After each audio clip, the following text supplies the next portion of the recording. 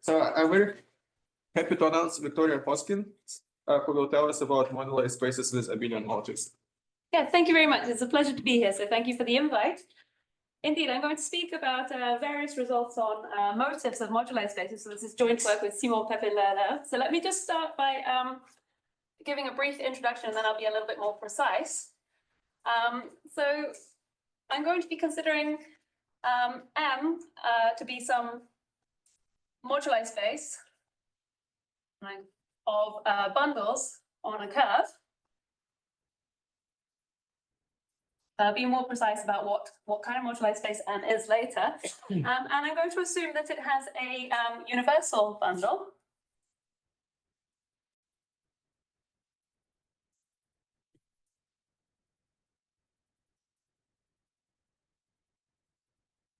Then associated to this universal bundle, there are tautological classes in cohomology. So if you take the Chern classes,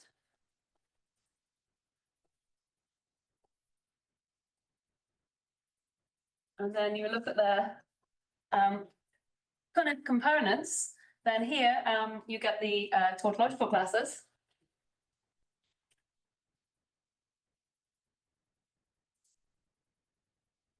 Which live inside the cohomology of M. And basically the guiding expectation for a lot of our work was the following. So if you know that the cohomology of M is tautologically generated, so these tautological classes generate the cohomology of M,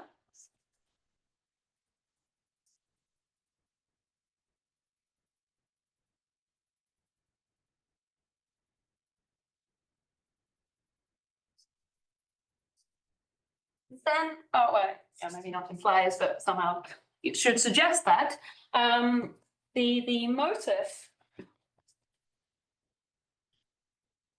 of M should also be expressed just in terms of the motive of the curve. So, actually, the precise statement is going to be that the motive of the moduli space M that we're interested in is generated by the motive of the curve C. And in particular, one of the nice things about this is that this will mean that the motive of M is abelian. And we're going to see this in various contexts. And so the first part of the talk will be really explaining when we have moduli spaces whose motive is abelian. And then the second part of the talk will be explaining some applications, because the idea is that then we use conservativity results of Wilders-Haus for abelian motives to motivically lift various cohomological statements.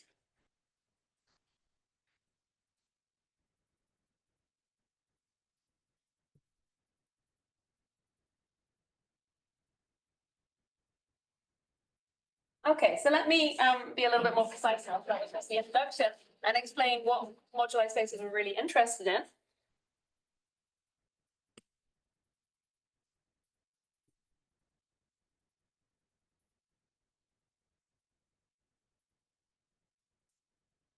So C be a smooth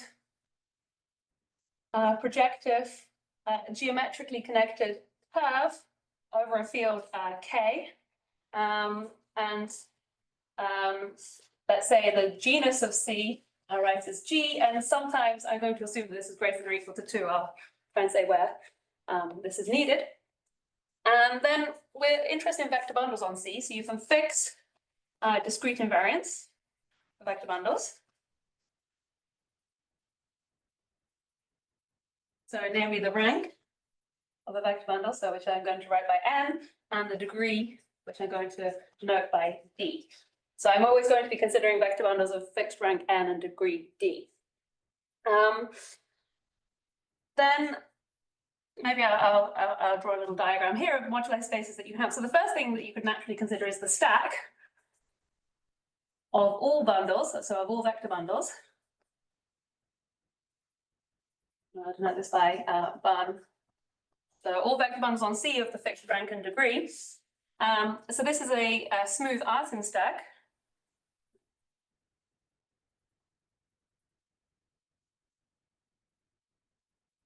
But if you actually want to get a moduli space, then you have to impose stability or semi-stability. And so inside here, there's actually an open substack of semi-stable vector bundles.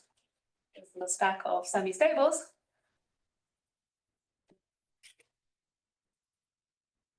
Which, let me just recall what this notion of semi-stability is. So a vector bundle E on C is semi-stable if we have an inequality of slopes for all subbundles, where the slope is just the ratio of the degree by the rank. And we want to ask this for all subbundles at E prime and E. And so it's semi-stable if we have this inequality, and it's stable if we have a strict inequality. Then once you restrict to semi-stables, this stack now actually admits a good moduli space, and you get a moduli space. This is a good moduli space or an adequate moduli space in the sense of alpha. And I'm going to denote this by N. And this now is a projective variety.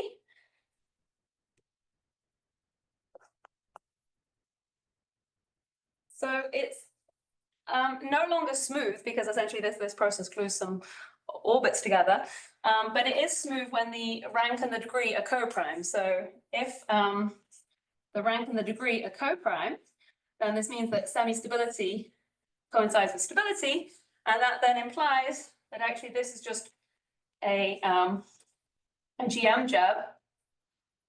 Okay, and then this moduli space is actually smooth.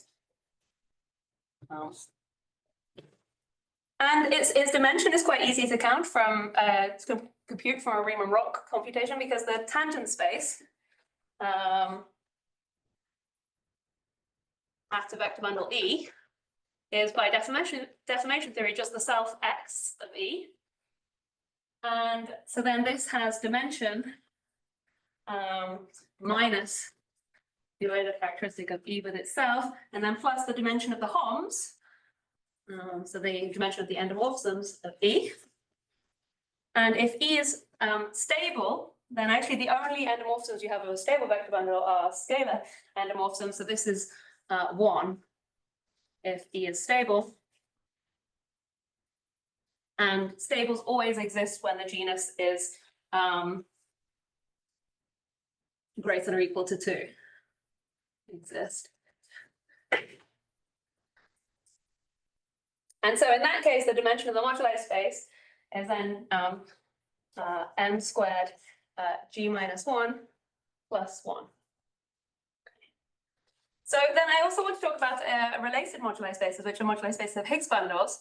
And these are somehow algebraic symplectic analogues of the vector bundle moduli spaces, because if I look at the cotangent bundle to n, then by Serre duality, I can think of this as twisted homomorphisms. So twisted endomorphisms of E, where the twist is by the canonical line bundle. And this is precisely what is meant by a Higgs field. So let me draw this now. So this is the vector bundle line. And now we have like a Higgs bundle.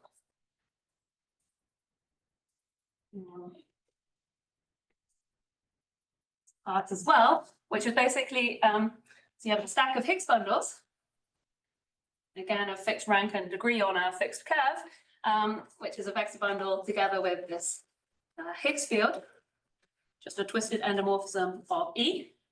And this is actually the cotangent bundle to the stack of vector bundles. And then again, sitting inside here, you have an open semi-stable part.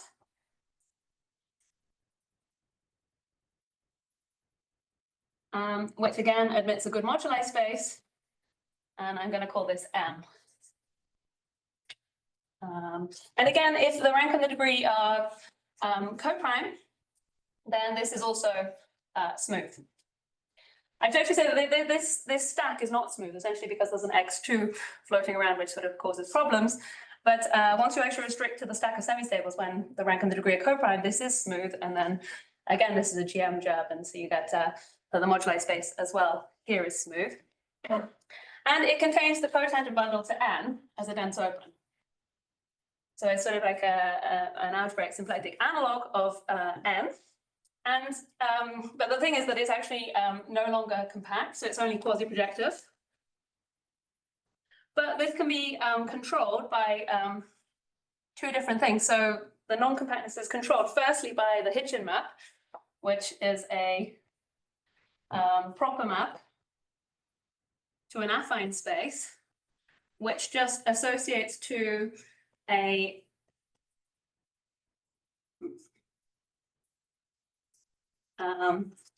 Higgs bundle, the characteristic polynomial for this twisted endomorphism. Actually, the coefficients of the characteristic polynomial are going to be sections of powers of this canonical bundle.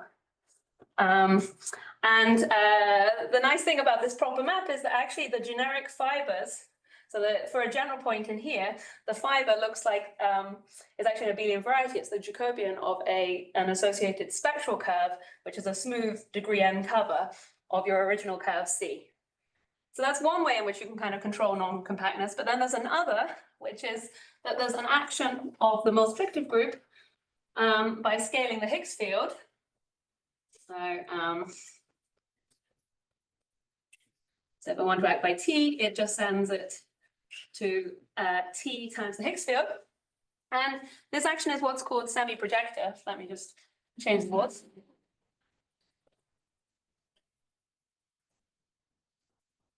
So this action was also studied by Hitchin. He was trying to compute cohomology.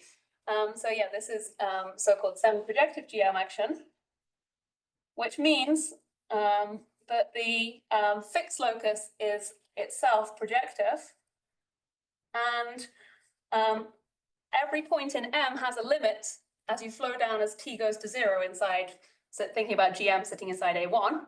And so you have a natural map like this from M onto the GM fixed locus. And in fact, when M is smooth, this is a deformation retract. So from a cohomological perspective, the cohomology of M, and it's also going to be true for the motif, is pure. So it behaves like that of a smooth projective variety. Maybe one more thing to mention is that the Higgs moduli space is also related to other moduli spaces, the Betti moduli space by non-abelian Hodge theory. It's not going to play a huge part in this talk, but I just thought it made sense to mention it.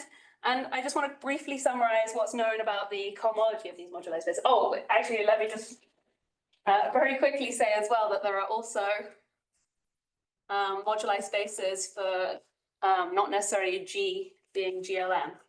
So if G is a reductive group but isn't necessarily equal to GLN, then there exists moduli spaces NG and MG of G bundles and G Higgs bundles.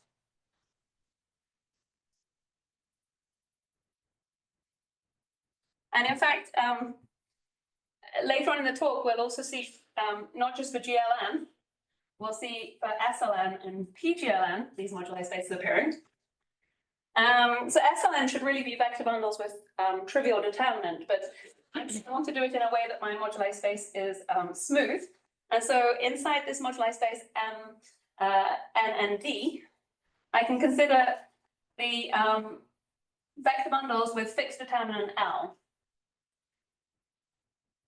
And this can be thought of as an analog of the SL moduli space. So I'll often just call this NSL for special linear.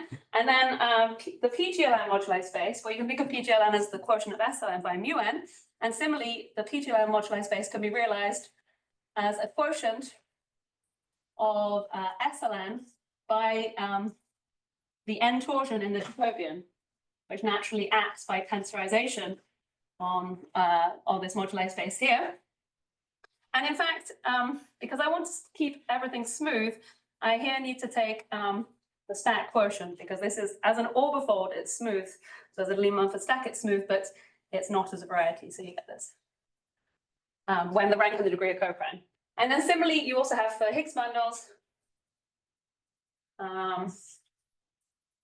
the SL version, which is now a Higgs bundle lies in the SL version of the Higgs moduli space if its determinant is fixed and the trace of the Higgs field, which is the first coefficient under this Hitchin map, is 0.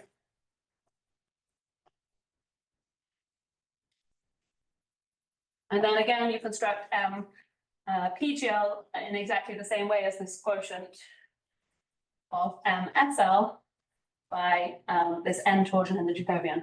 Okay. Yeah, so let me give a few results about the cohomology of these moduli spaces. Sorry, are there any constraints on the L? So well, L should be a degree degree D line bundle. Beginning of them. Yeah. I mean, so if of course if you take D to be 0 and L to be O, then it's the genuine SL moduli space. But these are sort of twisted analogs. Yeah. Okay, so let me summarize some cohomological results in the case, and always with Q coefficients. In the case when, well, I guess I'm going to be saying some things about Betti cohomology, but also some things about L-adic cohomology. But I'm only going to be in the case where the rank and the degree are coprime. Okay, there's a whole separate discussion of what happens when these moduli spaces are not smooth. So the first thing you could ask is which of these moduli spaces that I wrote here and here have tautologically generated cohomology.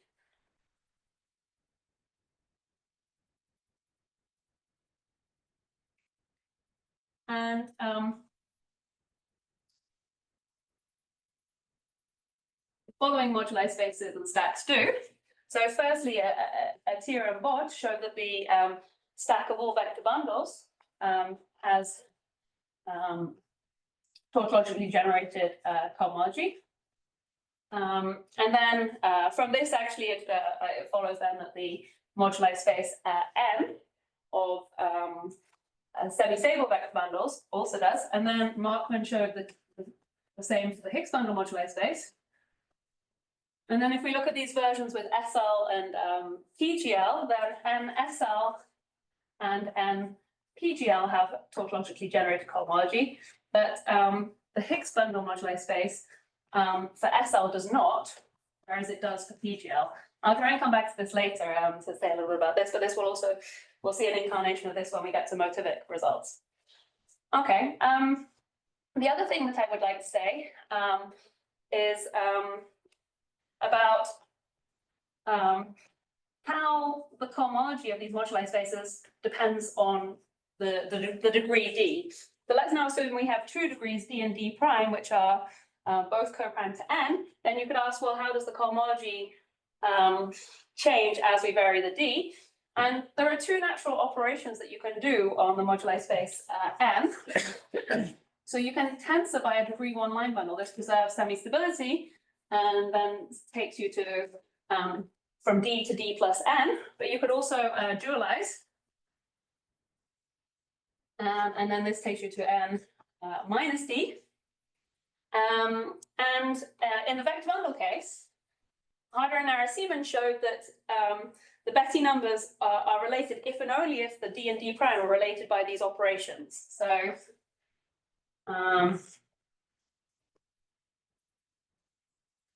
let me write it like this.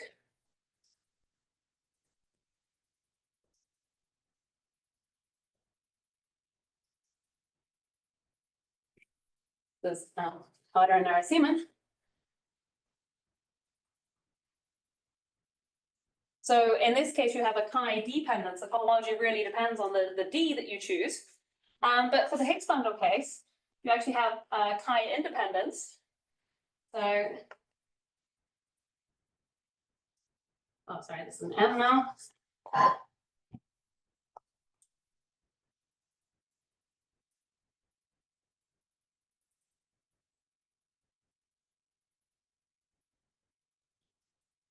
So whenever D and D prime are both co-prime to n, then you have this equality of Betti numbers.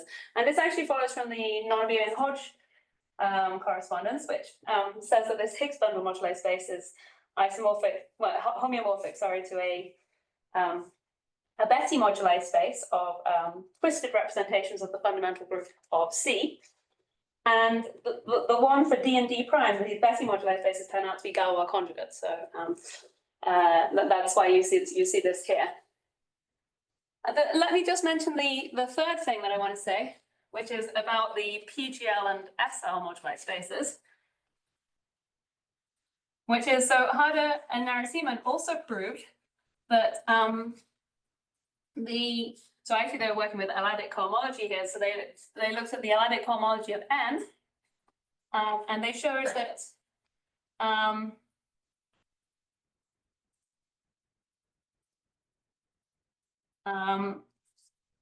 there's a natural action of gamma on this the tensor on the product of NSL and the Jacobian, and actually even geometrically n is the quotient of this action. So on cohomology you get the same result, that it should be the gamma invariant piece, but they showed that actually gamma acts trivially, and so you can get rid of this gamma here.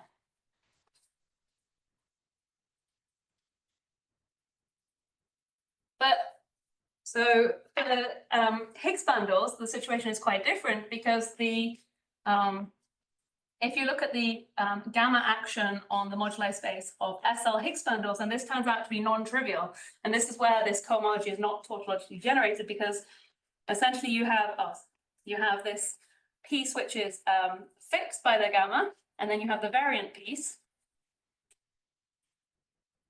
So and this piece here in turn is just the cohomology of the PGL one, and this is the part which is tautologically generated. And then the other part is not tautologically generated. But actually there are some sort of endoscopic descriptions of this. So in fact, you see other curves appearing, and we'll also see this in the Motivic description. Okay.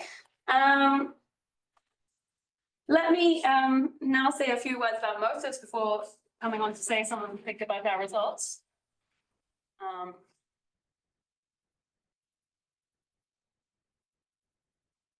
So yeah, motives were originally envisaged as a way to combine cohomology theories and algebraic cycles, but these are invariants of very different nature. So let's say that we're just talking about Betti cohomology, then it's a finite dimensional invariant, and it's relatively easy to compute as opposed to Chow groups, which are infinite dimensional and much more complicated to compute. And there are many conjectures about algebraic cycles, whereas the theory of cohomology theories are much better understood. And so the idea was really to combine these two, and this was sort of most concretely realized by Voevodsky, who proved that there is a tensor triangulated category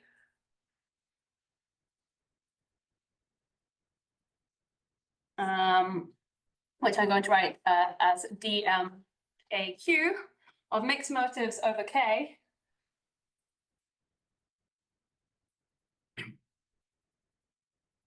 with Q coefficients.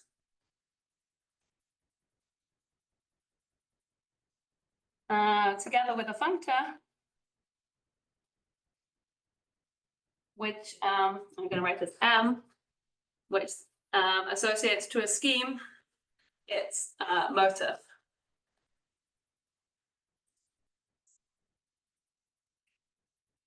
And this, this has the various properties which I'm just going to sort of summarize on this board.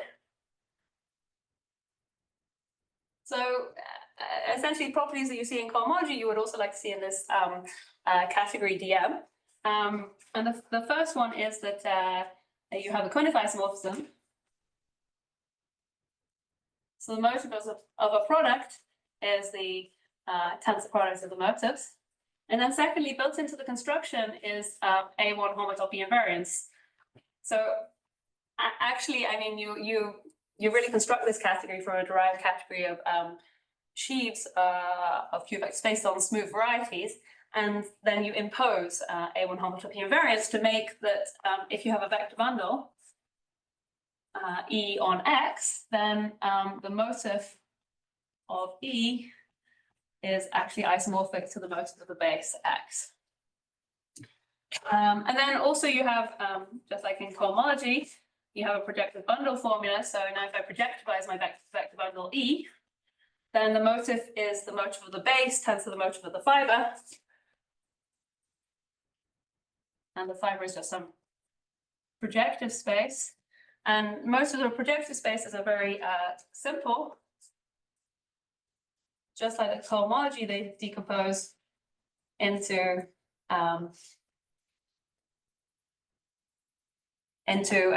different pieces, which are very simple, and these are pure tape twists. So these are pure tape twists.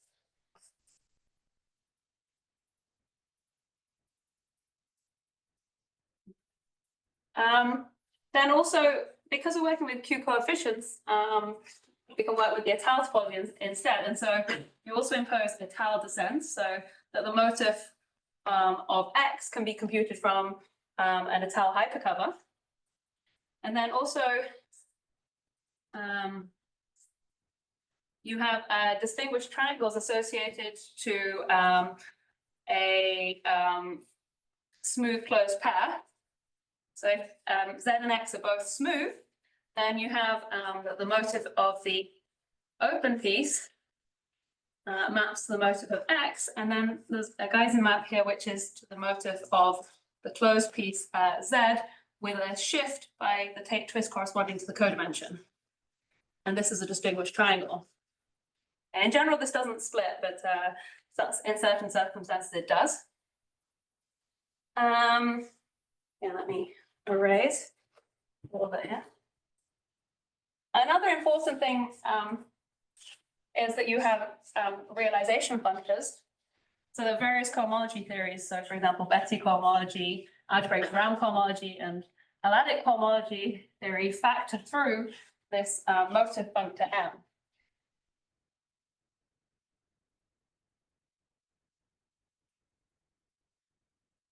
Write it down.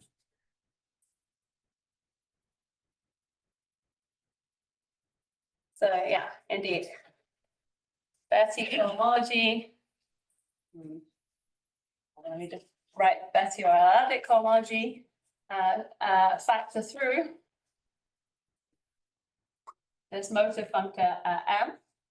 And so in particular, that means there is, so for example, let's just do the case of Betti cohomology. So assume that K is a subfield of C, then there exists a Betti realization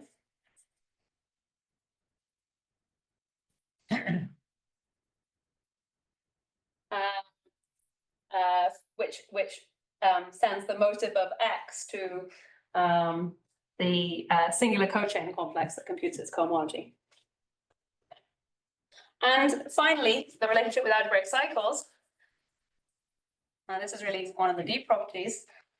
Is, so if X is smooth, then its Chow groups. And here I have to tensor with Q because I set everything up with Q coefficients. It is important later on. I'll explain why we need to use Q coefficients, but that you can get rid of the Q, and if you instead use the Nismovich topology, but everything in this talk will be over Q. These rational Chow groups are homomorphism groups, BM. And they're homomorphisms from the motive of X to the tape twist corresponding to I. And then there are other things as well. I mean, the list could go on. This is just a selection of things that I wanted to say today. So for example, you have 6 functor formalism, so generalization to motives on a more general base. So here we're just looking at motives over K. This actually, via this sort of 6 functor formalism, it allows you to define motives of stacks and so on. So I'm going to just freely speak about motives of all the moduli spaces that we have on this board. Okay. Let me mention a few interesting subcategories that will appear in the results that we're looking at.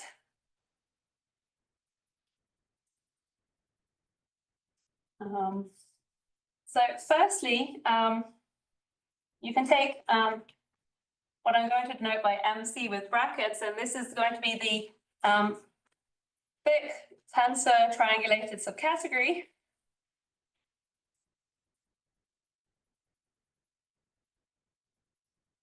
of DM, which is generated by the motive of C, so C is still our fixed curve. And here I also want it closed under direct factors, and so by thick I mean that you can take finite direct sums, but then you might actually want to take infinite direct sums, in which case we will consider this larger category, which is the localizing the localizing tensor triangulated subcategory generated by the motive of the curve. And now here we allow small direct sums. So these are contained in this DMK. And the nice thing about, so actually we're going to try and prove that various moduli spaces lie inside this category. And the nice thing about this category is that it's contained in the category of geometric abelian motifs, which is the category, again, the thick tensor triangulated subcategory generated by motifs of abelian varieties.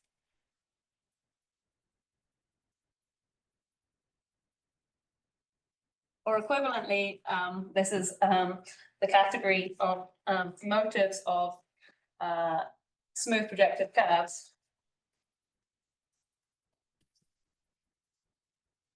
So now I can vary my curve here. So this is a larger category than this one. And let me just give a reason why this is interesting. This category. So actually, there are many conjectures about motives, and one of them that's very interesting is the conservativity conjecture, which says that this Betti realization on geometric motives should be conservative. But Voevodsky shows that this is true when you restrict to abelian motives. So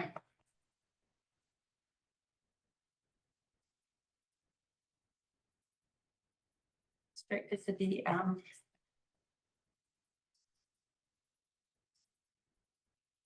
is conservative. So if you have a morphism of here between motifs here, whose Betti realization is an isomorphism, then actually it was an isomorphism beforehand. Okay, and that's one of the results we're going to use later. Let me just give some examples of what might lie in these categories. So firstly, the motive of X, sorry, the motive of the curve C decomposes into three pieces like its cohomology does. So firstly, you have, you can split off, so this Q0 is really the motive of a point, and then you have the reduced motive. And this has, again, a trivial bit here, and then there's a bit in the middle, which I would call M1C. And this M1C actually generates the motive, well, yeah, let me write it. If you take symmetric powers of this M1C, then you get the motive of the Jacobian of C. And so from this, we actually see that, so we can take direct factors here. So I can take Q0, I can take Q1, then I can take their tensor product. So you see that the motive of Pn is in this category here, and also the motive of the Jacobian. So because I can get that from this middle factor. Oh, sorry, there should be an I here. And also symmetric powers of C are in this category because let's say I want to take the isometric power of C. Well, this is then I take I copies of C and I take the invariant piece for the symmetric group Si. I should put an N here, it's weird to have Si. These all lie inside this this smaller category, but in this bigger category, we have some new, more interesting things. Sorry, can I ask it? Oh, yeah. So how does one formally prove the motive of the Jacobian is this thing on the left? Like, it's clear after you realize, but oh, yeah. So indeed, I mean, so I guess one thing that you could also do is apply this conservativity. Yeah, I guess that was my question. Result, but I think there's a more direct proof. Maybe I can find a reference for you. But yeah, I mean, yeah, it's a similar type of result to what you know on cohomology. So you know the same result on cohomology, and I think it's very similar. Are there any other questions? Let me, yeah, just say some bigger motives which lie in this bigger category, because they're going to appear in the formulas for these moduli spaces, which I'm just erasing.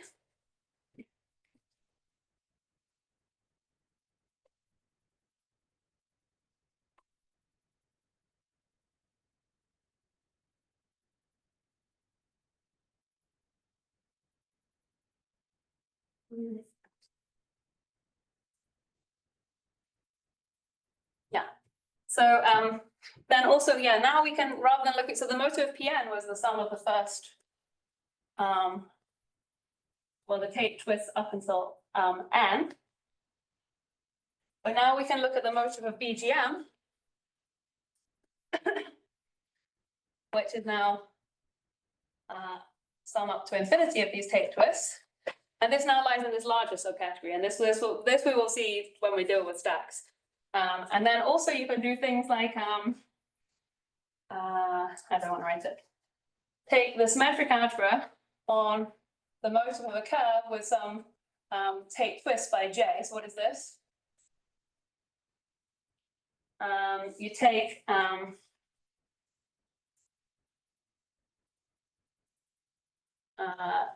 various symmetric powers of C, and then with the appropriate Tate twist, then these things both lie in this larger category. And I'm going to call this the zeta function for the motive of C with coefficient Qj. Well, that's going to appear in one of our formulas. Okay, so I think now I'm ready to state some of our results. And actually the starting point for all of the results is sort of like the same as on cohomology, which is to look at the stack of vector bundles. This is the first theorem. Together with Simon.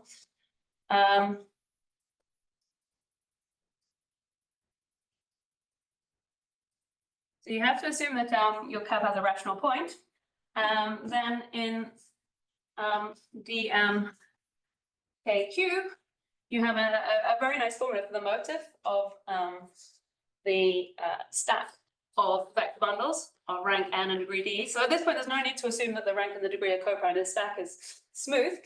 And what is the formula? So it's not surprising that there is a factor of BGM, and then there's also a factor of the Jacobian. And then there are these zeta function factors. Sorry.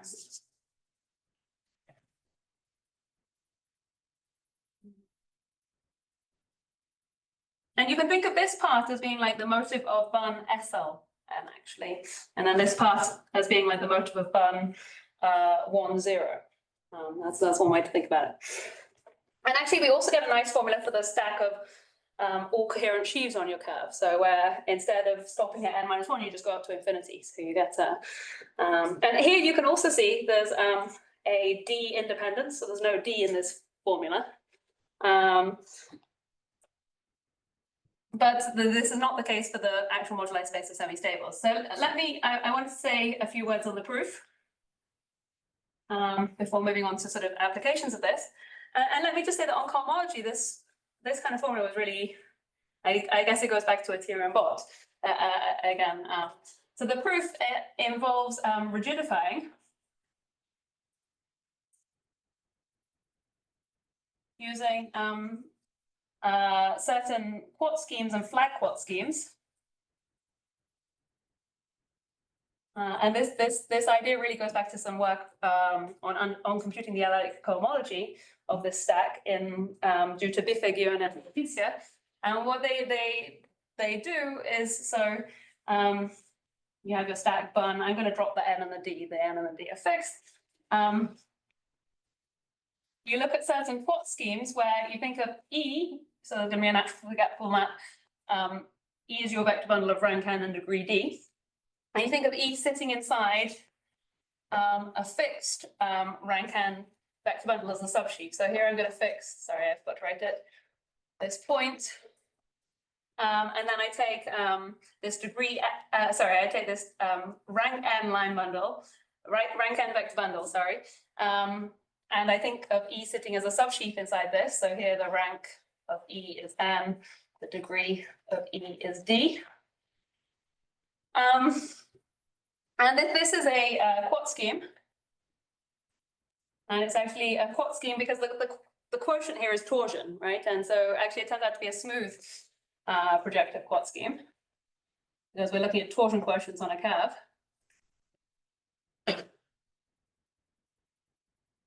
And as L gets bigger and bigger, this better approximates this stack. So actually this is, roughly speaking, it's almost a vector bundle, and it's getting a better and better approximation.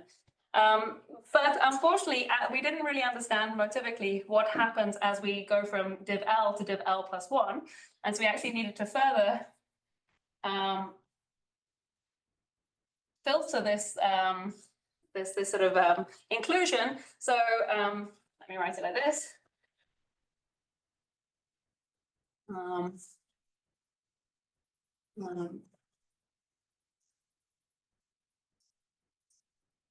So that at each step the rank is on. Let me just say, for simplicity, actually, I'm going to assume this is just for simplicity of notation that d is equal to 0. It's just so then the torsion quotient has degree nl, otherwise it would be nl minus d. And so you can filter it such that the rank of each ei is n, the degree of each ei is 0. So you can filter it so that each stage you're just increasing the degree by 1. Then this is actually a smooth projective flag quat scheme.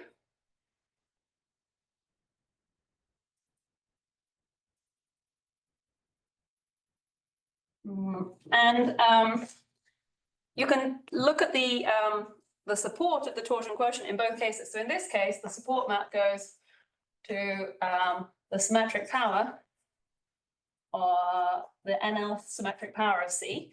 But in this case, the support map, now I can take each torsion quotient individually, and now it goes to the unsymmetrized ones, so just CNL. And actually, the nice thing about this is that it's an iterated projective bundle, because at each stage we're doing an elementary Hecker modification. So we're taking a vector bundle and modifying it at a single point. And so this is a iterated Pn-1 bundle, because a Hecker modification of a vector bundle E at the point P is just equivalent to a surjection from the fibrate P to K. And so this is parameterized by a vector projective space of dimension 1 less than the rank. And you're doing this NL times, so it's an NL iterated Pn-1 bundle. And then, so actually from the projective bundle formula, we can compute the motive of this.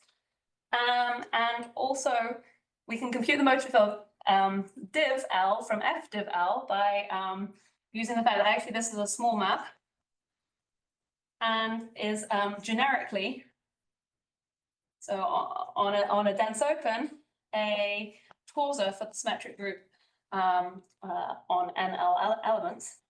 Because on the locus where this torsion quotient consists of NL distinct points, you can commute those points.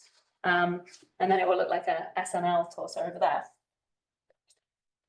So once you have this sort of setup, you can now use firstly the projective bundle formula to say that the motive of F div L is just the motive of the base, a CNL, times the motive of the 5, which is NL copies of Pn-1. So I can write this as M of C crossed by Pn-1, and then NL copies.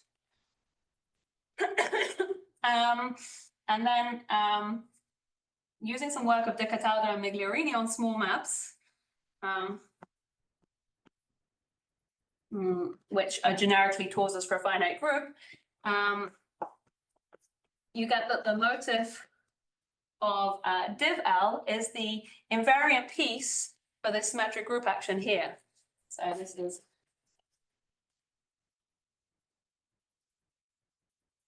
but then the symmetric group action is just permuting these, and so I actually just get the NL symmetric power of C cross Pn minus 1. So does that step use the Wilderhouse thing? No, this doesn't. This uses work of De Cataldo and Migliorini. Doesn't at the moment we're not using that. That comes later. But it does use. It is important here that we use Q coefficients because to define even this invariant piece. So actually, we need to do it for all L as well. That's the problem. So you have to invert the order of this group for all L, and so then you're sort of stuck with Q coefficients. Yeah. Okay. So actually, we could compute this before doing this step, but the important point of doing this step is we understood what the transition maps were doing motivically. And that's actually really tricky here. I think even it's an interesting question on child groups is to understand this. I mean, because unfortunately doing this step means that we have to work with Q coefficients.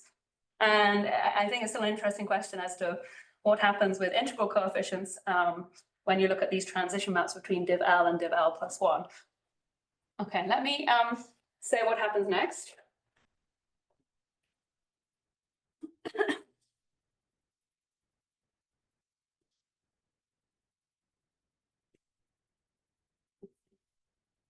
So then the transition maps, you have M div L goes to M div L plus 1. And we've just computed these now. And I'm going to write, let me write MCN for this motif of C cross by Pn minus 1. And I can write it as, I can pull out a point and then put the reduced motif here. And then, so this is the, yeah, so then what I want to do is I want to take this formula here and now I'll take the symmetric power of this, which then I'm going to get tensor powers of the symmetric powers of these things, but this is always going to give me a Q0, so this looks like the sum from I equals 0 to NL sim I of this reduced motif.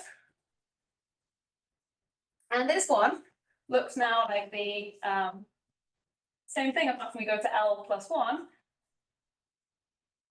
And from understanding what the map does on the F divs, we can see that this is just the obvious inclusion. And so the homotopy co-limit of these motifs is just then sim dot of this MCN, and then you have to identify what is this MCN, which you get firstly the reduced motif of C, and then which actually splits up into two pieces. You have this part which will give you the Jacobian factor, and this Q1 which will give you the BGM when you get symmetric powers, and plus, and then so from I equals 1 to n minus 1 of the motif of C with a take twist by I. Okay. And so from this, you then get, so there's these different pieces. Sorry, I should have wrote it differently, but let me write it. So the symmetric algebra on this motif is going to give me the Jacobian. And then the symmetric algebra on this Q1 is going to give me my BGM. And then the other ones give me the zeta functions. Let me write it directly.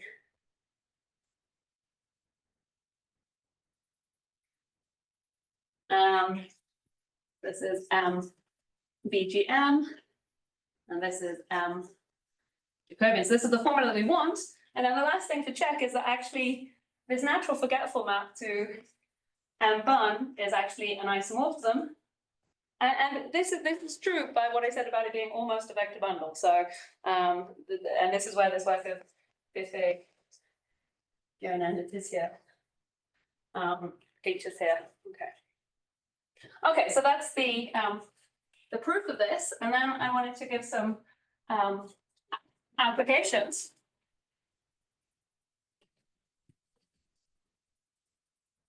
So the first application is to Higgs bundles.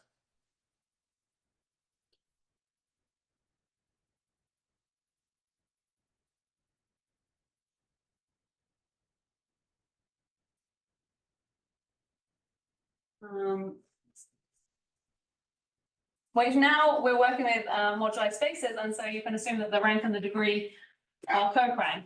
I should have actually said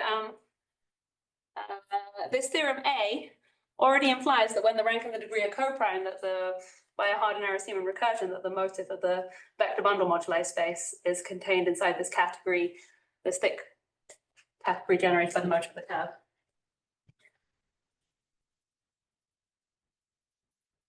Okay, then firstly, for the Higgs bundle moduli space, we proved that the motive of the Higgs bundle moduli space, this is for the GL Higgs moduli space, the classical one, is contained in the subcategory generated by the motive of C. And then for the SL one, so we actually know that it's not tautologically generated, so we shouldn't expect it is in here. But we prove that it is still abelian. It's generated by certain étale covers of C, which essentially come back from pulling back multiplication maps on the Jacobian. So essentially at some point you're going to have to take a root of a line bundle. And so where R must divide the rank N. Okay. So you have these extra factors appearing. I want to say a few words on the proof before then getting onto this. Maybe let me just say, in particular, both are abelian. And this will be important for further applications. And let me just really quickly say some words on the proof. So for one, the first idea is that you use this scaling action that Nigel Hitchin considered, which scales the Higgs field. And so you look at the fixed locus for this scaling action, and there are two types of things that can happen. Either your Higgs field is 0, in which case you're actually just looking at a semi-stable vector bundle. So this is one component of the fixed locus. Or your Higgs field is non-zero, and then what's happening is that you have an automorphism of E, so a GM action on E, which decomposes it into weight spaces. Let me write it like this. So R, let's say. And the Higgs field is sending each one to the next one. So E0 goes to E1, and then E1 goes to E2, and so on. And this thing here is what's called a chain. And you have it's essentially like a quiver representation, so a representation of the AN quiver in the category of vector bundles.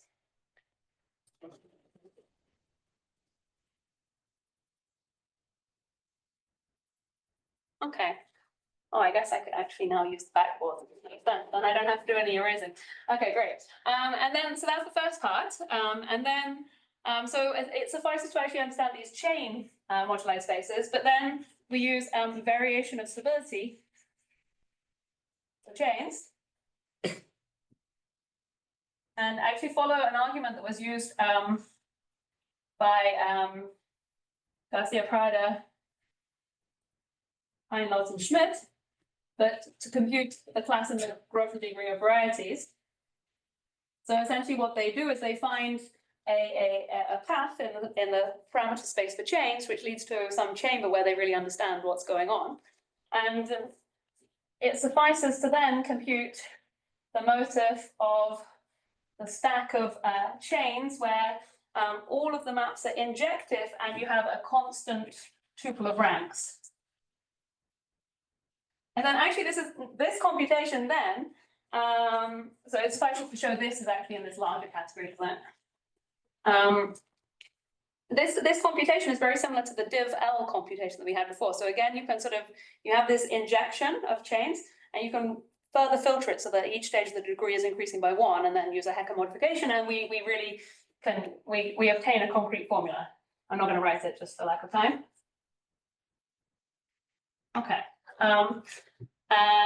And for 2, well, yeah, I mean, you have to do some modifications because of this fixed determinant condition. And essentially, at some point, you have to take a root of a line bundle, and that's where these étale covers appear. Okay, let me talk about these sort of applications using conservativity. Okay, let me use here.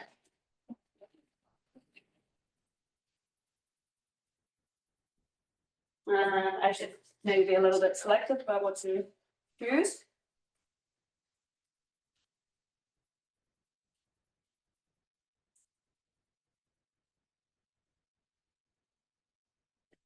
So firstly, actually together with Lehalleur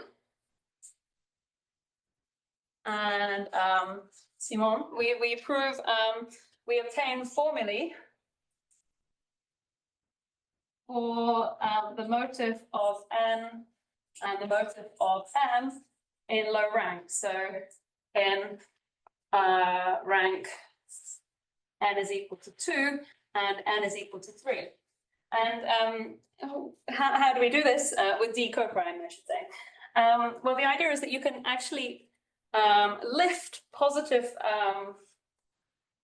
identities for abelian Chow motifs in the Grothendieck group of Chow motifs to an actual motivic formula. And so we do some sort of wall crossing and various things to get a formula, and then you have to rearrange this to get rid of any sort of negative take twists and negative signs, and then if you get a positive formula, then you can really lift this. I'm not going to write down the formula due to lack of time, but they're quite nice. Then the other thing is, as well, with Lehalleur, we get a motivic version of the Harden-Arrow's-Siemann theorem that we saw for. Oh, and I should say this fact that you can lift really uses conservativity. So yeah. And another thing that you can use conservativity for is you can prove that the motive of the GL vector bundle moduli space is the motive of the SL1 tensor, the motive of the Jacobian. So this is true on cohomology, and in fact, motivically, it's true when you take gamma invariance, and then you can use conservativity of the L-adic realization on geometric abelian motifs to say that, well, actually, we knew that this action here was trivial on L-adic cohomology, and so it's true motivically.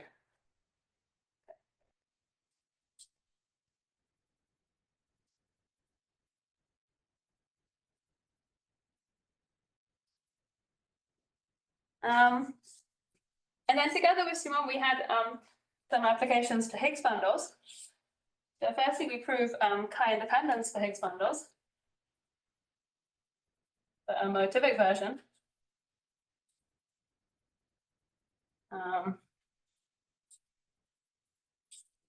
So if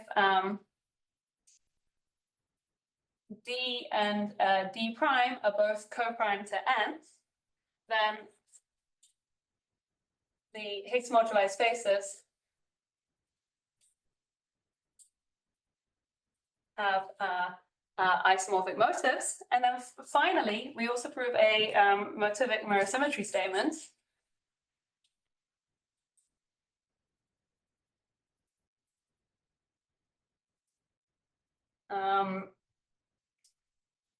Which relates, so for Langland's dual group, so in particular for SL and PGL, and the Higgs moduli spaces are expected to be mirror, and this should be a mirror symmetry which is relative to the Hitchin, so they share the same Hitchin base. Sort of a, on the level of cohomology, a what's called a topological mirror symmetry was conjectured by Aslan Fideas, and then later proven by Berkman, Beast, and Ziegler. And then actually there was a later proof by Malik and Shen, which was much more geometric. And we essentially use the conservativity together with Malik and Shen's proof to prove that the motive of the SL Higgs moduli space is isomorphic to the orbifold motive of the PGL moduli space. So remember, the PGL moduli space is constructed as the orbifold quotient of the SL1 by this n torsion in the Jacobian. And there's a little twist here by there's some gerb here as well, which, okay, I'm just writing this to be accurate. Don't worry about it too much, but there's a sort of twist by some gerb. And yeah, then we obtain this nice motivic lifting of this, which in particular gives you, for example, a mirror symmetry statement on Chow groups or orbifold Chow groups, which is quite nice. Okay, so thank you very much. Yeah.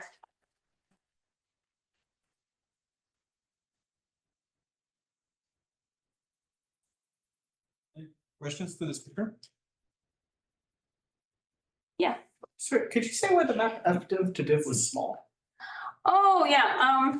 It's actually, is it still on the board? Let me just see. Yeah, it comes from, it's actually comes from, yeah, and now I can read it so I can, I'm just not tall enough for that. It comes from a map that was studied by Le Mans, actually. So it comes because it's like basically the pullback of the map from, if you look at portion sheaves of degree, I'm going to use the same notation here, and L, and there's actually, you can also look at this flag version of this, where now you I don't know if you've seen this map, this map is small essentially. So this is exactly a flag version of this. So you now, rather than, so here you have torsion coherent sheaves of degree NL, and now you filter them so that it's degree 1 increasing at each stage. And this map is small by an argument from Le Mans. I mean, I think really, I mean, the argument goes back to basically that the Grothendieck-Springer resolution is small, if that means anything to you. I don't know what your background is, but yeah. And so really it comes from the fact that for GLN, you have this small map. And it's essentially the same kind of argument here. But this really is due to Le Mans, and then you pull back from this one, so along a smooth map, and so then it turns out that this is small. Yeah. Does that answer your question? So you had on the board that's not covered up, you have this chi-independence statement. Yeah. So in the cohomology case, the proof is not given Hodge correspondence, or at least that's the one you said. Yeah, but we didn't use that one for the proof. Instead, yeah, this is a little bit complicated because I mean that is somehow too transcendental to use. So where is it? Chi-independence. So instead, what we do is so these have the same Hitchin base. And over, yeah, let me draw a diagram. So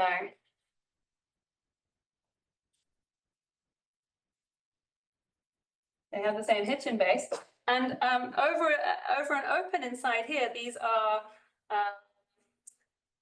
yeah, like I said, this is the Jacobian for a sort of spectral curve relative to the base, and then so actually over that large open, these things are isomorphic. And then you just want to close up, and actually then there's a little trick, which I mean is really due to Malik and Shen, which is that you want to use the decomposition theorem for the Hitchin map, but so you have your Hitchin map here. Sorry, it's already on the board. But the problem is that for Higgs bundles, the Hitchin map does not have full support. You can't quite do that, but then you have to twist up. So you first rather than working with, you first prove a statement rather than for Higgs bundles, for twisted Higgs bundles, where now rather than twisting by the canonical bundle, you're twisting by the canonical bundle tensor sum OD, where D is a divisor. And then you prove the statement there, because as soon as D has positive degree, the Hitchin map has full support, since you know the decomposition theorem. And then they have a trick where you can then go back to Higgs bundles, which are classical Higgs bundles, so there's no twisting by D, by using vanishing cycles. And so we do the same thing. So you first prove the statement for D-twisted Higgs bundles, and then you go back essentially. So yeah, it doesn't use the same argument as what I said earlier, indeed. But it uses generically these are, well, torsors for this Jacobian on the spectral curve. And so they're isomorphic over a dense open, and then you just have to close that up and you use the decomposition theorem for the Hitchin map.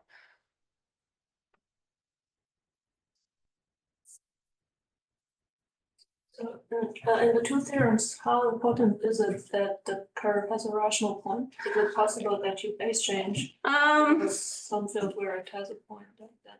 Yeah, so it was kind of important because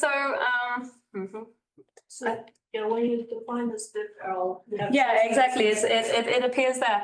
I think maybe with some work you could get rid of this, but I mean the thing that I was even worried about is even if you look at bun 1, 0. So if you look at, maybe let me write it down.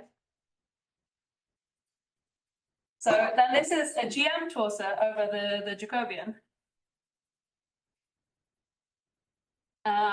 But it's not, unless C has a rational point, this is not a trivial GM torsor. And so I'm not even sure then that the motive of this would be the motive of BGM tensor the motive of the Jacobian, without insisting that the curve has a rational point, because when the curve has a rational point, this turns out to be a trivial GM torsor.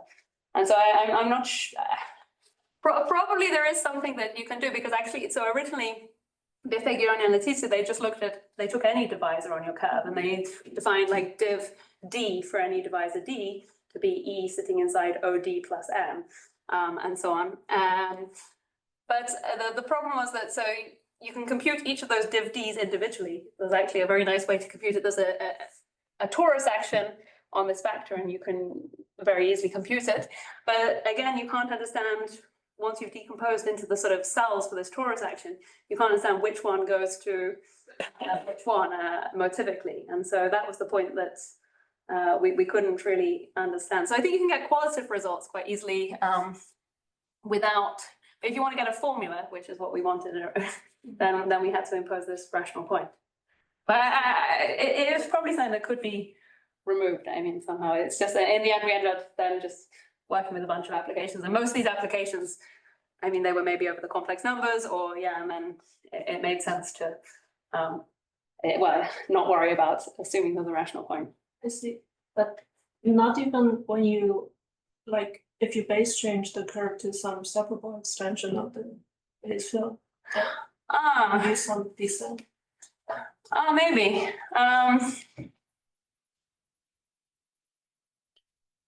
Oh, I see. So you just base change until you do have a rational point and then prove the formula there. And yeah.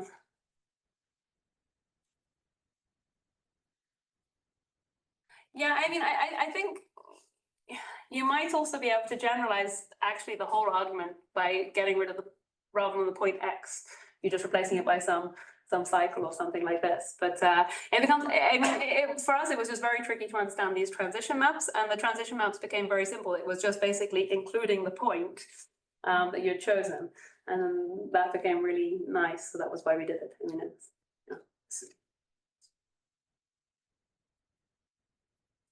I also asked, what is the mirror symmetry statement? What is the precise statement about the mirror symmetry? This thing here, well, it's more like a conjecture somehow. There's various, we have a question on.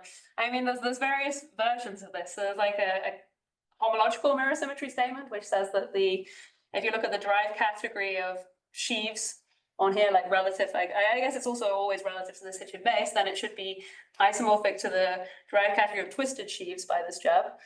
And that's there's work of like Donaghy and Pantev on that, where you can again prove this on a nice open in the Hitchin base. And there's also general versions expected for G and the Langlands dual group here. And then there's also really a sort of more geometric mirror symmetry result, which is that you really expect that the fibers to be dual abelian varieties, at least on a dense open. And then this is the topological one. Well, the topological one said that the Hodge numbers of the SL moduli space was equal to the Hodge the orbifold Hodge, the twisted orbifold Hodge numbers of the PGL moduli space. And then this is sort of like a Motivic analog of that.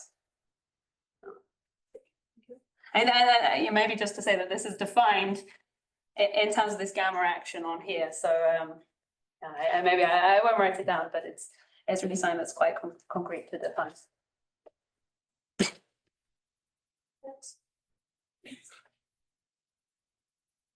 Is there a formula also for M and SL, like with some kind of endoscopy term? Like... Yeah,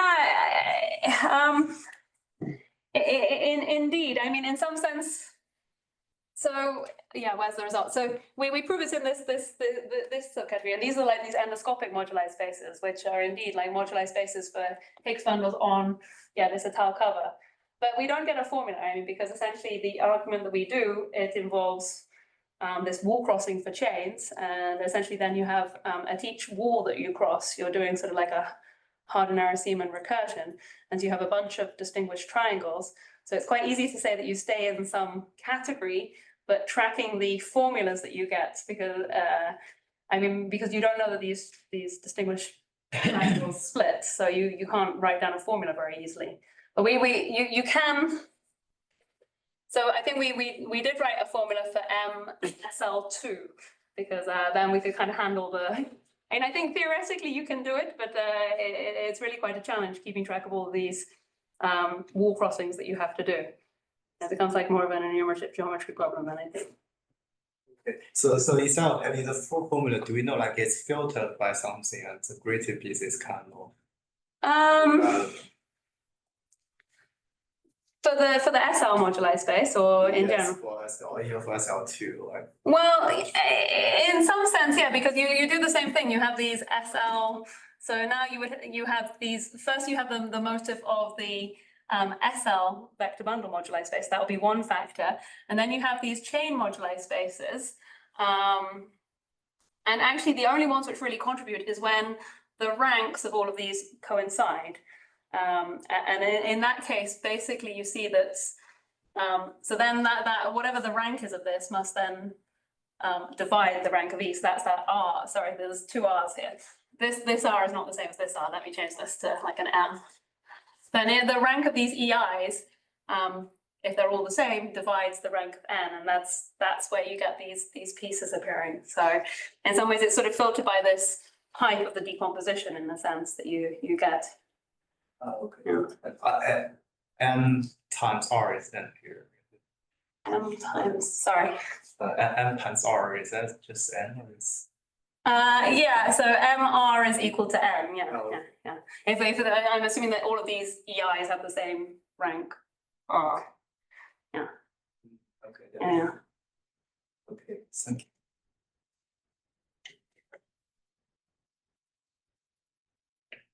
May I ask another quick question? Sure.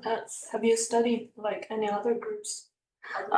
Yeah, no, this is a good question. I would like to very much, but really the proofs that we currently have really involve like the relationship between vector bundles and coherent sheaves. I mean, like when we had this div thing, it was very important that we viewed our vector bundle as a subsheaf of some fixed vector bundle and whose quotient was torsion. And there's a usual trick that you can look at modification, like space that parameterizes modifications of some G bundle. Exactly. I mean, I think that's the right thing to do. So it's like to look at some sort of like Bayes syndrome Grassmannian, where you want to indeed you have away from some finite set, which is essentially what we have here. You have an isomorphism with some fixed G bundle, and I think that's probably the right approach, but we haven't started that yet. But I think but I mean, there's sort of two directions which we're looking at now, which is firstly to consider what happens when the rank and the degree aren't co-prime. And then also to think about this changing G from GLN, SLN, or PGLN. But I mean, I don't even know, because even on the level of cohomology, I'm not sure what's known about, for example, for the Higgs moduli spaces, like MG, whether it's tautologically generated. So it's you sort of want to have some expectations for cohomology. And that was sort of our guiding principle, is that we knew a lot about the cohomology of Higgs moduli spaces when it was GLN, SLN, and PGLN.